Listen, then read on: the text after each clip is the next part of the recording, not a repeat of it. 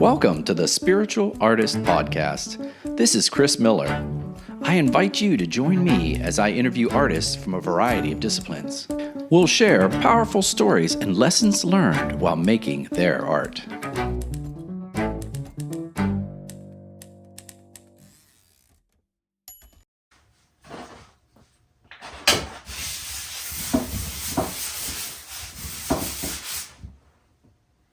Good day. You're listening to C.J. Miller, the author of The Spiritual Artist and host of the Spiritual Artist Podcast. I want you to take a moment right now, just take a deep breath and be present to this short video. Just take a moment to close your eyes, go within, and be present to what you're about to learn. 3, 2, 1. Hi. As I said, my name is C.J. Miller, and I'm the host of this channel called The Spiritual Artist, and I hope that you'll follow me after you listen to this video. I want to talk about my process of creativity, and I'm going to do something that I've resisted. I've resisted for a long time, which is doing any sort of painting or demo on camera, and I'll tell you why.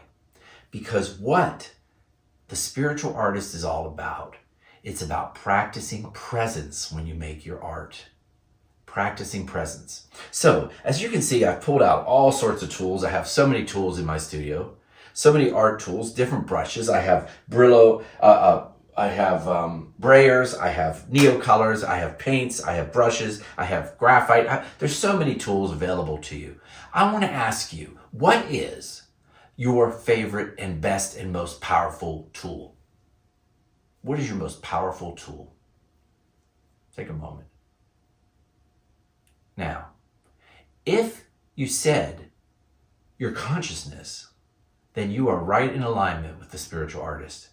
But if you mention a favorite brush or a favorite brand of paint, you're a little off target. And let me tell you why. Because as a spiritual artist, I teach my students to go onto the spiritual plane.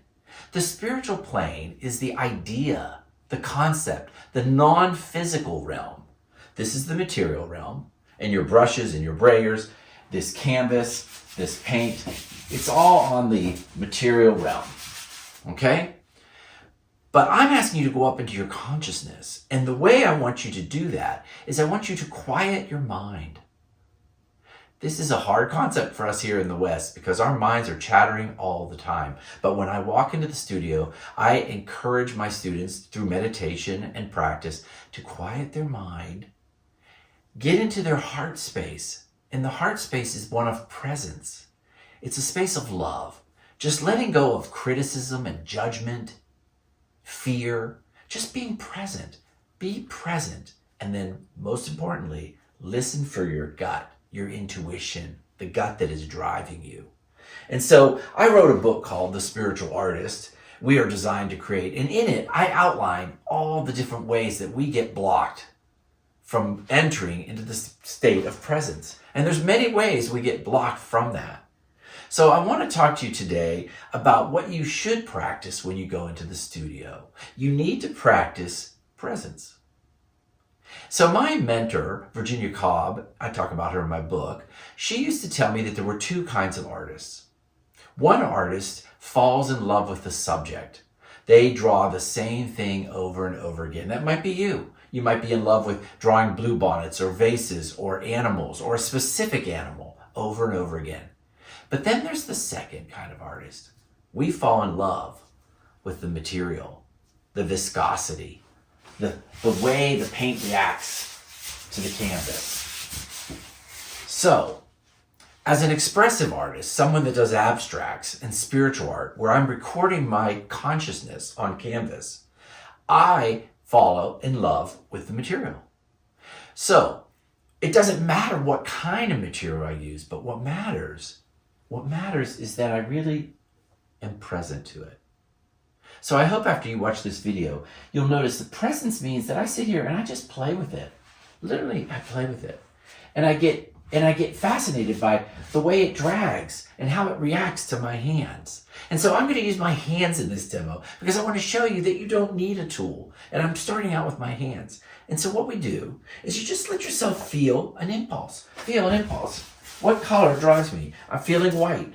So I pull some white into my canvas. And then I look at the canvas and I react to it. So you're following your intuition. I see that it's thick and I want to push them out. There's just an impulse here. I'm trying to get you, the student, to get out of the mind space and get down into the spiritual space of who you are, where I feel an impulse. I want to see some black. I want to see some black in there. I feel the impulse to put my fingers out because I want to have line work going on here. I feel the impulse to add a different color. What you want to do today when you go into the studio is sit there and be present to it. And sometimes that means slowing down and really falling in love with how something blends with another. Just falling in love with, wow, right? Like, how do these colors blend? And if I add a little more of another color, what happens? What happens on the canvas when I add more to it, right? And so in my head, I want to explain to you what's going on. I'm putting all those thoughts of judgment aside. The thought that, oh my God, this is horrible.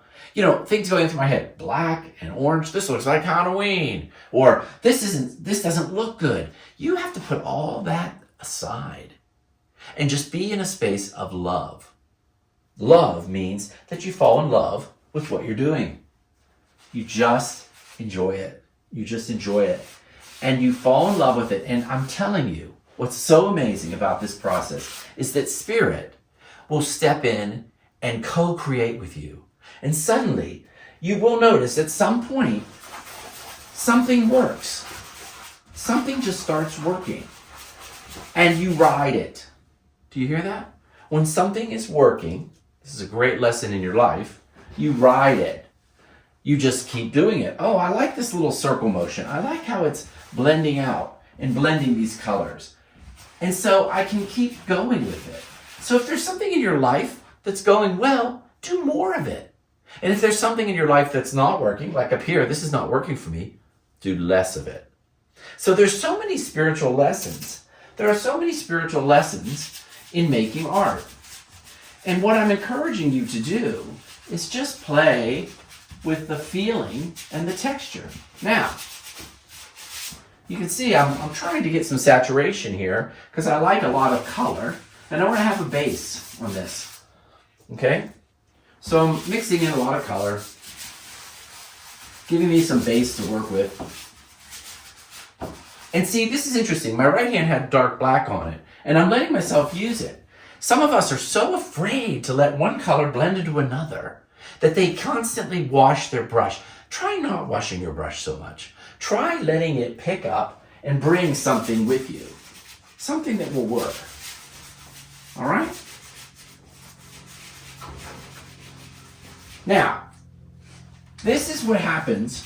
You just feel it. Feel it. And so this is a great practice. I encourage you to do this next time you go in the studio. Use your hands. I'm using black gloves because it keeps your hands clean. You can get these gloves on Amazon.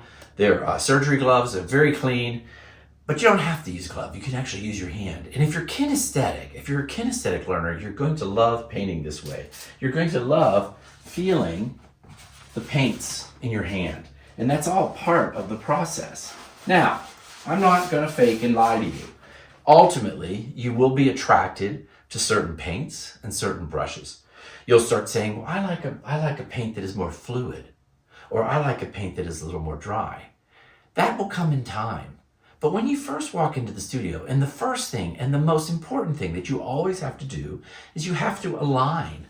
You align with love and consciousness. So I'm going to take my gloves off a minute and use a little brush work here and just play with it. Just play with it. And notice how the brushwork does such amazingly different things with what I'm doing. See?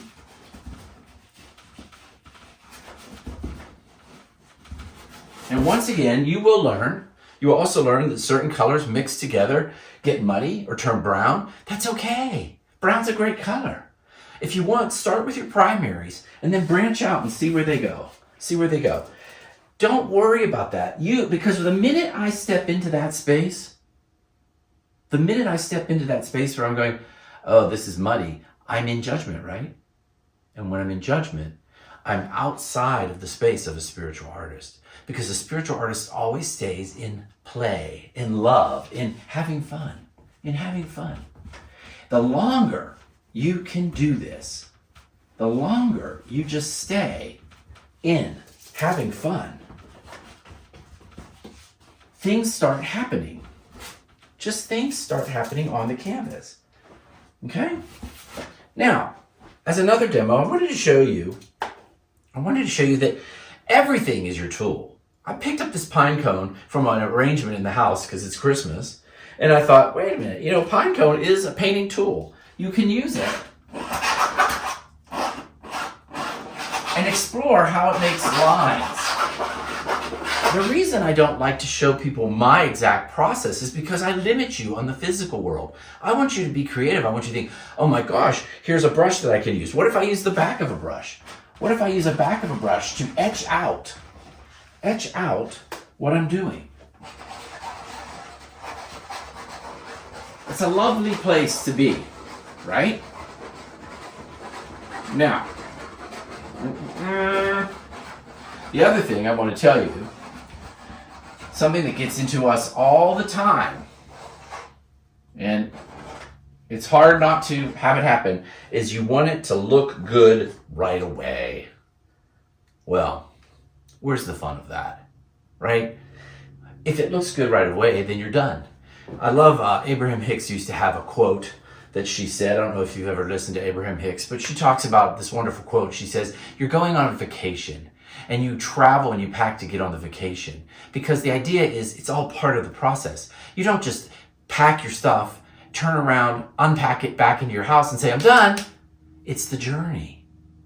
It's the trip itself that's so much fun. It's the letting it unfurl slowly. So really, your practice should not be, I'm going to say this twice, should not be getting it done and making it look good as soon as possible. I want you to turn that off. It's not about making it look good as soon as possible. It's not about making it look good as soon as possible. What it is about expanding that space. Practice. How long can I stay there? How long can I enjoy the dance? How many different tools can I introduce? And just experiment and see how does this work? How long can I stay in love, enjoy, and just enjoy the materials? Now, I promise you that the painting will go somewhere. Maybe it doesn't look like it so much right now, but it does. And so I'm going to end this little demo with one last thing. First, this is what I teach on my spiritual art retreats. I teach people through exercises. We do movement exercises. We do talks and discussions and meditations, but we also do lots of different painting with different tools. But I also want to teach you to look for what's working. It's a lesson in my book. Yes, another shameful plug. Shameless plug. There's a book on here about focus on what's working. There's a whole chapter on focus what is working. When you look at this, when you get tired, when you no longer can hold that consciousness, that presence, stop, put your stuff down, and walk away. But when you come back, sit and look at it and find an area of beauty. Find an area of beauty. And you know what's really interesting? I did this with the class. Everybody listening to this right now is going to notice a different piece of this painting, which is an area of beauty for them. Isn't that interesting? I think this looks kind of cool, this scratched out work here. And so I'm going to come back and I'm going to find ways to incorporate that with white paint and imitate that feeling elsewhere. But someone else might look at this painting, you, for example, and you might say, I love the softness of this white blended into the color. I want more of that. And they might extend that out. So find what's working and expand it out into other areas of your painting. So what's so fascinating, because I love to teach people this, we are all unique, creative individuals. And so the fact that we all notice something different is the very beginning of how we all express differently. If we gave this painting to 20 different people and said, take the next step, their gut, their intuition is going to tell them a different part of the painting. Isn't that neat? We're all unique. We are all unique, individualized expressions of creative intelligence. And so when we're working, it comes out creatively and different. We don't have to worry about doing something right. So I'm going to end this with, don't let all those people that are telling you, you must use the brush this way, or you must paint with these colors, or you must use only these tools, or only this brand of paint. If you're listening to people like that, that's all fear-based. And when you hear fear-based, I want you to turn toward love and say, oh, that's fine. And then turn away from them and go do what you love. And if that means picking up a pine cone and taking the pine cone and running it across your painting, see, immediately I get entranced, right? Because I see this wonderful, this feeling is coming over here, and it's globbing on with depth and interest. Then I'm going in the right direction. So, what are you going to learn from this video? You're going to learn that when you walk into the studio, your number one goal is to monitor your presence. Your number one goal as a spiritual artist is to monitor your presence. Your second goal is to be in a state of love and listen to your gut. Your gut will tell you, if you're quiet, your gut will always tell you the next move, the next move, the next move. Only you know what the next move is. And when you call a teacher over and say, tell me what to do next, you are separating yourself, pulling yourself out of the creative process. Don't do that. Just sit there quietly and feel it. Look at the painting and feel, what is the next move? In the comments section, I would love for you to write down what you think the next move of this painting is. And I guarantee you someone out there's going, I think you should throw it out. Look how they are not monitoring their presence. When someone says, I think he should throw it out, it's proof that they are living in fear, lack, and judgment. And that's not where creativity happens. Did you hear that? When you live in fear, lack, and judgment, you are not creative. You have to enter into a state of acceptance, openness, and love. So thank you for following this. And please, please share this video with your friends. I really need to get more followers on this channel. And consider coming to one of my retreats. There's nothing so engaging as being with people like me all together in a room talking and sharing ideas. And yes, you will see different techniques and different types of paints because everybody has their own way of doing things. You always learn something on a retreat, always. Thank you for listening to the Spiritual Artist Podcast. Thank you for joining me on this demonstration. And thank you for being a spiritual artist.